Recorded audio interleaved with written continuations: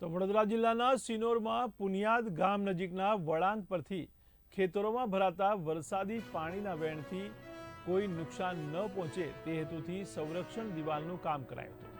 જે દિવાલ ચોમાસાની ઋતુ દરમિયાન વરસાદી પાણીના વહેણમાં ધરાશાયી થઈ હતી। ત્યારે આ અંગેની લેખિત જાણ માર્ગ અને મકાન વિભાગ, પંચાયત ડભોઈ કચેરીના નાયબ કાર્યપાલક ઇજનેરને પુનિયાદ ગ્રામ પંચાયત દ્વારા તારીખ 5 ઓક્ટોબર 2024ના રોજ કરાઈ હતી। તેમ છતાંય આજ દિન સુધી આ અંગે તંત્ર દ્વારા કોઈ અસરકારક કાર્યવાહી હાથ ધરાઈ નથી, જેથી રોષે ભરાયેલા પુનિયાદ ગામના ખેડૂતોએ આ કામ કરનાર એજન્સી દ્વારા તંત્ર સાથે હાથ મિલાવી અપૂરતા મટીરિયલ અને હલકી ગુણવત્તા સાથે દિવાલનું કામ કર્યું હોય દિવાલ ધરાશાયી થઈ હોવાનો આક્ષેપ ધારાસભ્ય અક્ષય પટેલ સમક્ષ કર્યો હતો। ત્યારે સત્વરે આ કામ હાથ ધરવા માંગ કરતા ધારાસભ્ય અક્ષય પટેલે ચોમાસાની ઋતુ પહેલા જ આ કામ કરાવી આપવા અંગેની ખાતરી આપી હતી।